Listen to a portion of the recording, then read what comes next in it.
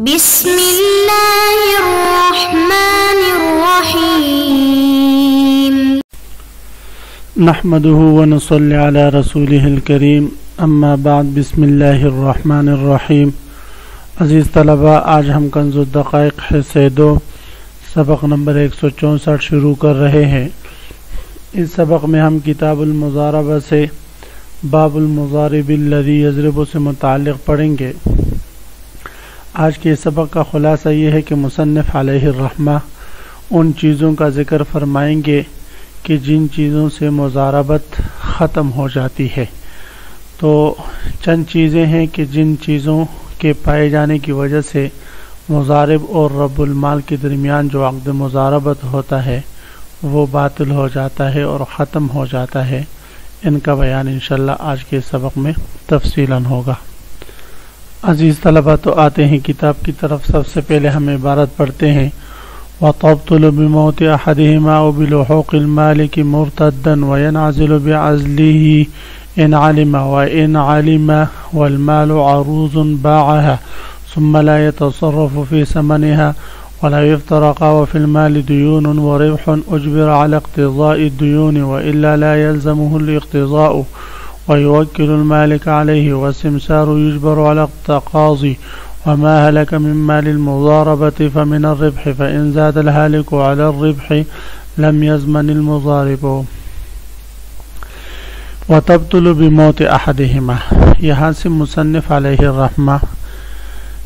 یہ مسئلہ ذکر فرما رہے ہیں کہ اگر مضارب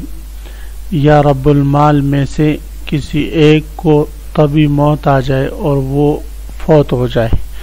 یا وہ شہید ہو جائے یا کوئی ان کو مار لے، تو مضارب اور رب المال یعنی مالک ان دونوں میں سے کسی ایک کے فوت ہونے سے عقد مضاربت جو ان دونوں کے درمیان تھا وہ خود بخود باطل ہو جائے گا۔ اب یہ عقد مضاربت ان کے ورثہ کی طرف منتقل نہیں ہوگا اور ہو جاتا ہے۔ تو یہی فرما رہے وَتَبْطُلُ بِمَوْتِ أَحَدِهِمَا، اور عقد مضاربت ان دونوں میں سے کسی ایک کے فوت ہونے سے باطل ہو جائے گا، یعنی مالک یا مضارب دونوں میں سے کسی ایک کے فوت ہونے سے ان دونوں میں سے کسی ایک کو موت آ جانے سے عقد مضاربت باطل ہو جائے گی۔ او بلحوق المالک مرتدن، اسی طرح یہ دوسری چیز ہے جس سے عقد مضاربت باطل ہو جاتی ہے، وہ یہ ہے کہ مالک وہ دارالحرب نعوذ باللہ مرتد ہو کر چلا جائے، دارالاسلام سے نکل کر دارالحرب چلا جائے۔ اس طرح کہ آج کل بہت سارے لوگ امریکہ جانے کے لیے بڑے خوش ہوتے ہیں اور وہاں کی تہذیب اور وہاں کے مال و ثروت سے خوش ہونے کے لیے یہاں سے جاتے ہیں اور اپنا ایمان بھی جو ہے وہ کھو جاتے ہیں اور ایمان سے ہاتھ دھو لیتے ہیں، تو احمدی بن جاتے ہیں وغیرہ ذالک نعوذ باللہ۔ تو اسی طرح اگر کوئی مالک وہ عقد مضاربت کرنے کے بعد مرتد ہو جائے اور دارالحرب چلا جائے تو اس سے بھی مضارب اور رب المال کے درمیان جو عقد مضاربت تھا وہ باطل ہو جائے گا۔ یہاں پر بلحوق المالک مرتدن، یعنی لحوق حالت ارتداد میں صرف مالک کی قید کے ساتھ مقید ہے۔ اس سے معلوم ہوا کہ اگر مضارب خود دارالحرب مرتد ہو کر چلا جائے اور وہاں پر رہے تو فرماتے ہیں اس صورت میں عقد مضاربت پر کچھ فرق نہیں آئے گا، وہ قائم اور دائم رہے گا۔ او بلحوق المالک مرتدن، یا مالک کے دارالحرب چلے جانے سے اس حال میں کہ وہ مرتد ہو چکا ہو۔ اگر ویسے دارالحرب چلے گیا تو اس ویسے جانے سے عقد مضاربت باطل نہیں ہوگی جب تک کہ حالت ارتداد کی نوبت نہ آئے۔ وَيَنْعَزِلُ بِعَزْلِهِ إِنْ عَلِمَ، یہ تیسری چیز ہے جس سے عقد مضاربت ختم ہو جاتی ہے، وہ یہ ہے کہ اگر رب المال نے یعنی مالک نے اپنے مضارب کو معزول کر دیا ہو، رب المال نے پیغام بھیج دیا ہو کہ میرے اور آپ کے درمیان جو عقد مضاربت ہے یہ ختم ہو گیا، آئندہ آپ میرے مال سے تجارت نہ کریں۔ تو رب المال کے معزول کرنے سے مضارب معزول ہو جائے گا اور عقد مضاربت ختم ہو جائے گی، لیکن یہ اس صورت میں ہے کہ ان علمہ، اگر مضارب کو اپنے معزول ہونے کا علم ہو جائے، تب جب تک اس کو علم نہیں ہوتا اس وقت تک یہ معزول نہیں سمجھا جائے گا، بخلاف وکالت کے اس کو علم ہو یا نہ ہو، وکیل کو اگر موکل معزول کر دے تو وہ معزول ہو جاتا ہے۔ وَإِنْ عَلِمَ وَالْمَالُ عَرُوضٌ بَاعَهَا، اب یہاں سے فرماتے ہوئے نازل بعزلہ، مضارب جو ہے وہ رب المال کے معزول کرنے سے معزول ہو جاتے ہیں، ان علم، اگر مضارب کو اس کا علم ہو، وَإِنْ عَلِمَ، اور اگر مضارب کو علم ہو جائے، والمال عروض، اور مال جو ہے وہ سامان کی صورت میں ہو، باعہا، تو مضارب اس سامان کو بیچ دے۔ یہ ایک اور مسئلہ ہے عزیز طلبہ، مسئلہ یہ ہے کہ اگر مضارب کو معزول کر دیا اور مضارب نے گاڑی یا کوئی اور چیز لی ہے پیسوں پر تو اور سامان کی صورت میں ہے، تو کیا وہی سامان وہ رب المال کو دے کر فرماتے نہیں، اس سامان کو مضارب بیچ دیں اور پھر اس میں جو ربح ہوگا وہ آپس میں تقسیم کر دے اپنے اسی حصص کے مطابق، اس کے بعد پھر جو ہے یہ معزول ہوگا۔ سامان بیچے گا کیوں؟ اس لیے کہ اس سامان کے بیچنے میں جو نفع حاصل ہوگا اس میں مضارب کا حصہ ہے، تو اپنے حصے کے وصول کے لیے وہ اس کو بیچے گا۔ یہ فرمایا وَإِنْ عَلِمَ وَالْمَالُ عَرُوضٌ، اگر مضارب کو علم ہو جائے اس حال میں کہ مال سامان کی صورت میں ہو، باعہا، تو مضارب اس سامان کو بیچ دے۔ ثم لا يتصرف فی ثمنہا، جب بیچ دیا تو پھر دوبارہ جو ثمن اس مال سے حاصل ہوگا اس میں وہ کسی قسم کا تصرف نہ کرے۔ اس لیے تصرف نہ کرے کہ اب اس ثمن سے اگر یہ دوبارہ کوئی سامان خریدے گا تو یہ تو معزول ہو چکا ہے، لہذا اب دوبارہ جب ایک دفعہ ثمن نقد ہو چکا اور مال کی صورت میں آ گیا تو فرماتے اس صورت میں اب دوبارہ اس میں تبدیلی نہ کرے، مال وغیرہ سے اس کو تبدیل کرنے کا اختیار اس کو نہیں۔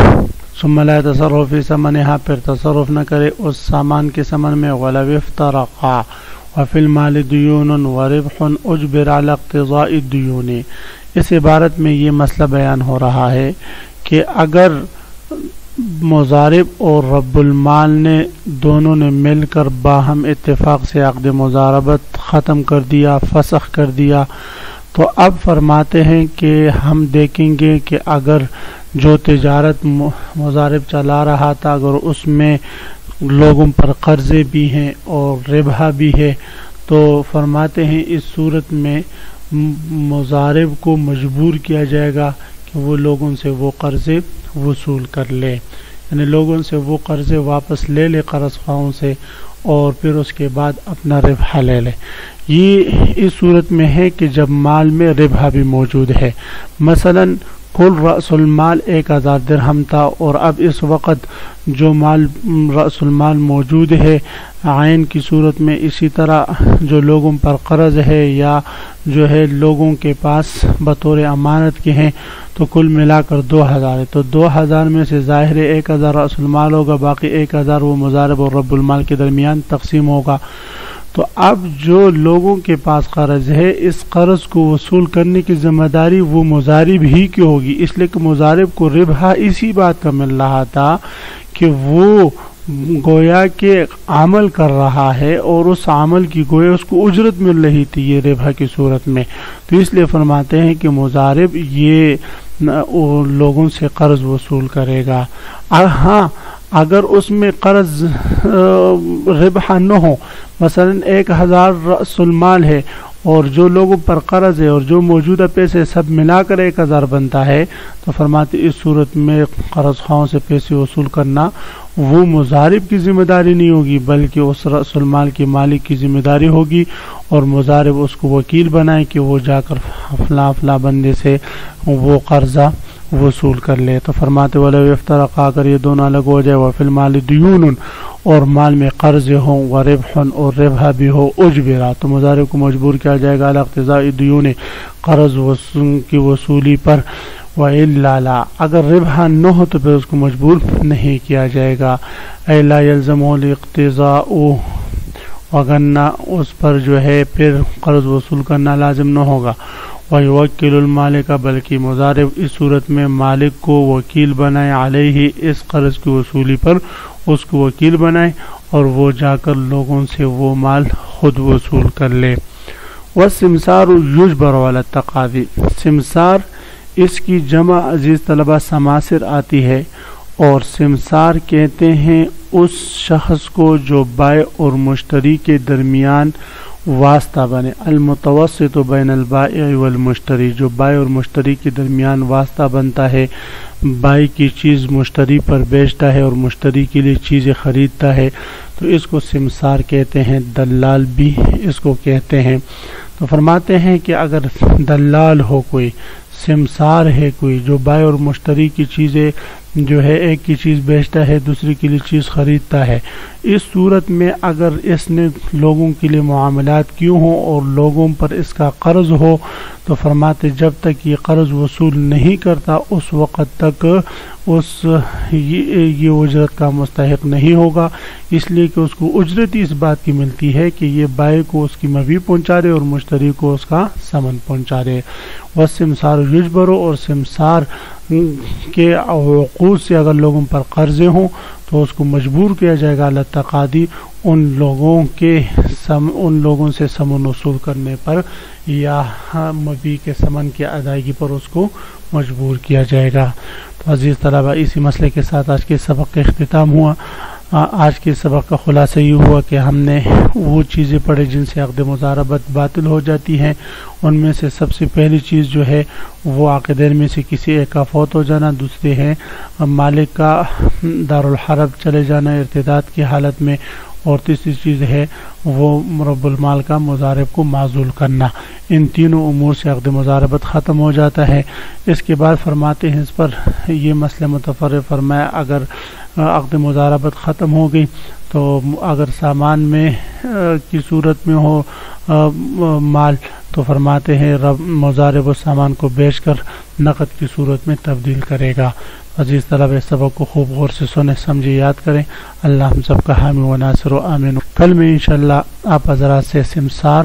اور مضارب ان دونوں کی تعریف سنوں گا اور بتاؤں گا کہ اگر عقد مضاربت ختم ہو جائے یا جو سمسار عقد کرتا ہے وہ معاملہ ختم ہو جائے لوگوں پر قرضے ہوں تو ان دونوں کو مجبور کیا جا سکتا ہے قرض کو وصولی پر یا نہیں, اس کے بارے میں آپ حضرات بتائیں گے. وآخر دعوانا الحمدللہ رب العالمین.